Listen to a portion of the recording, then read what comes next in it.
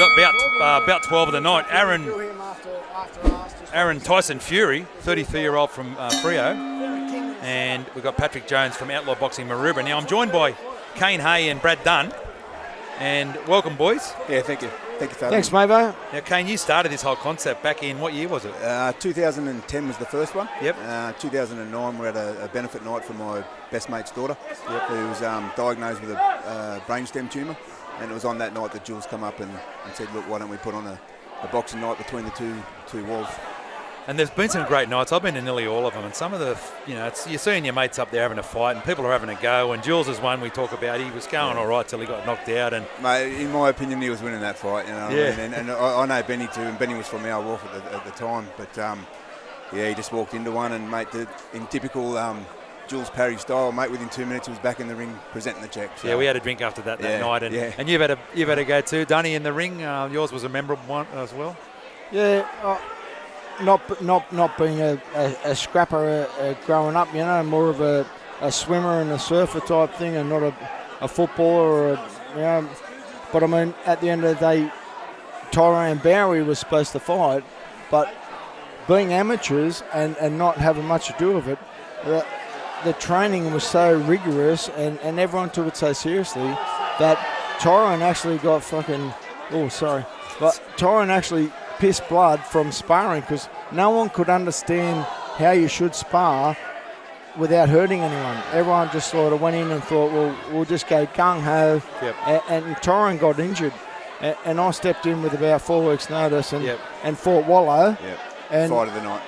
And made, and me and Wallow have been best mates ever since, I'll probably maybe not ever met Wallow. Yeah. Apart from that, and we've got a newborn respect after that. Yep. And then I ended up having another fight a couple of years later with Chris Duggan from Kembla. Yep. And he's a great guy too. Yep. And I ended up bumping him at Scone races by sheer fluke. Yep. And we drank all day and had lunch together, and so not only do you fight someone, you actually bond with someone. Yeah, that's true. Yeah, and it's good to get all the different wolves out. Now we just had the guy from the UK come out, and the MUA's got such a great reputation worldwide, and it's because blokes like yourself working there, you too, Kane. It's MUA is something that we can all be proud of. I think so, because it's not only that we look after ourselves, we've got a social conscience and we look after the community, and we've got an international reputation for looking after people that are struggling. Their struggle's our struggle, and we're able to call on them to look after us too. Yeah. And that was integral in some of our disputes, especially say the Patrick's dispute back in '98. The Americans turned around the ship and refused to load it. It was an integral moment in that dispute. Yep. But those things have been more subtly relived since then too. Yep. So at the moment there's a dispute with the tugs, Switzer. Yep. We're actually negotiating with Switzer overseas, and we're putting pressure on them overseas from all our international comrades to say, well, get a deal in Australia or we're not putting up with you. Yeah. I'll tell you what, if you wanted to turn around and watch a bit of this fight, Danny, they're dead set going for it, these two boys. There's landing blows left, right and centre. Look at this. This is the spirit of this competition that you've helped create, Kane. These boys are just going for it hard. And, mate, it's what people want to see, isn't it? You know what I mean? Like, the guys in there having a go. Yep. Bit of blood. Yep. And that was a failing initially when the New Zealanders, when we invited them over. Yep.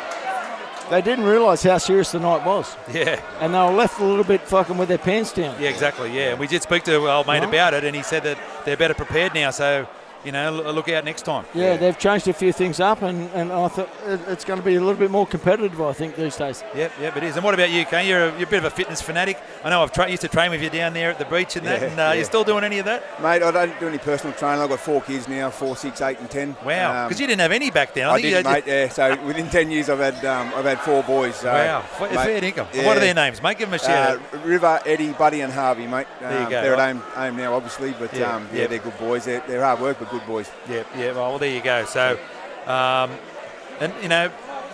you're well represented here, the Patrick boys. There's a lot of Ferries boys here.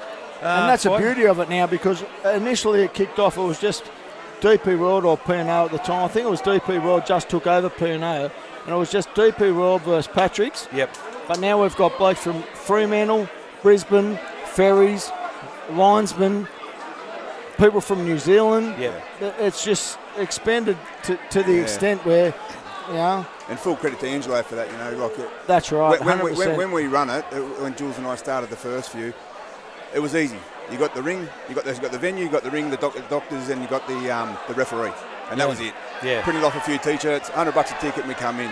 Now you got to go jump through so many hoops to put something like this on. You've got to have a promoter's license, you've got to register with Combat Sports, you've got to register with Boxing New South Wales. So it's a way more. So all these fights, Mavo, for the record, are actually registered amateur fights. Yeah, they're sanctioned. Yeah. So back in the day when we had the first one, we just turned up and flogged each other.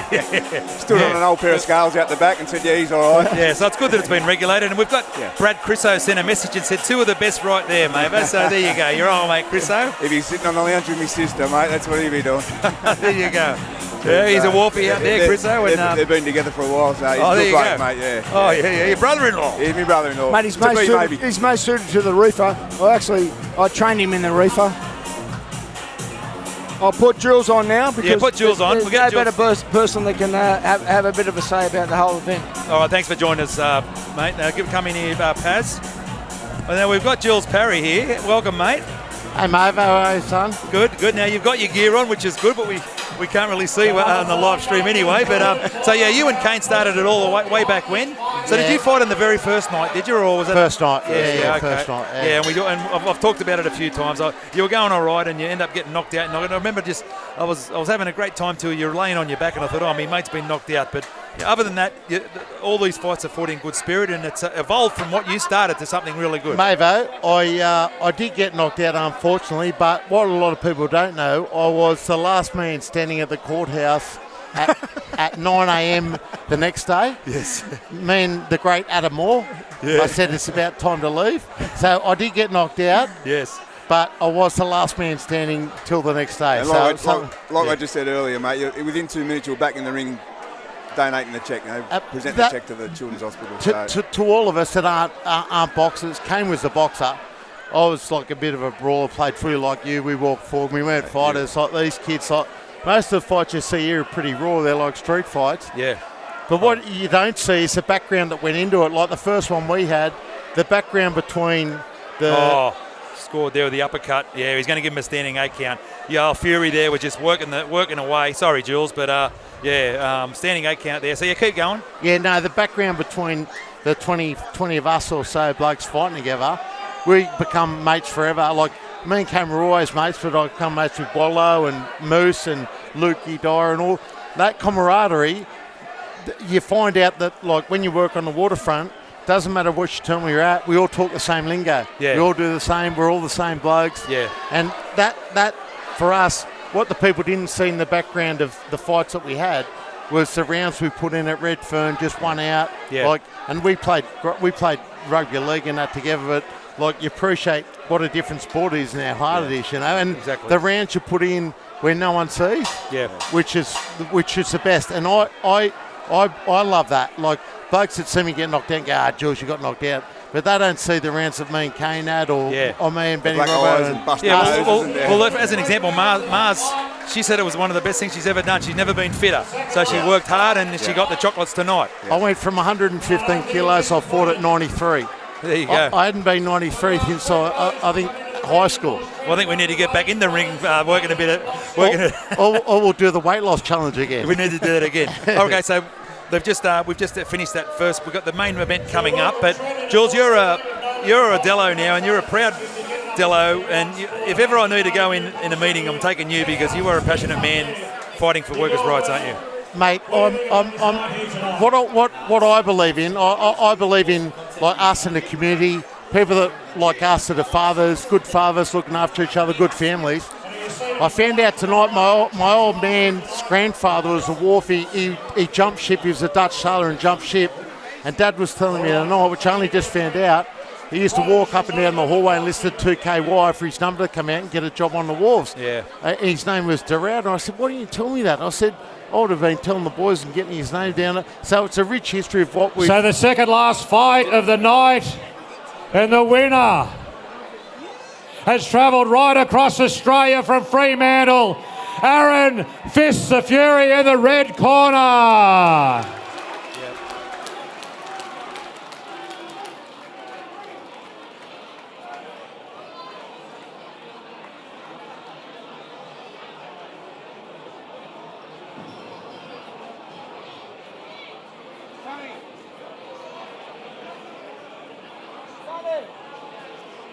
And thanks very much, Trent. So, Aaron, congratulations, brother. 3 rounds. You've come across from Fremantle. I see a few of the boys up there. When did you commit to this fight? And, you had to work for that one. Well, Angelo, I'll give you a hands, mate. I've made it hard for you. I was in, I was out. I was in, but you've done a great job, mate. Thank you very much. I'd like to say, Will Tracy, Christy Kane, you know, you're why I'm in the union. I'm a very quiet member, but you know, we appreciate your work, and I love doing things for charity. So thanks, guys. Well, that's what it's all about. You've held yourself well here tonight, brother. Take care.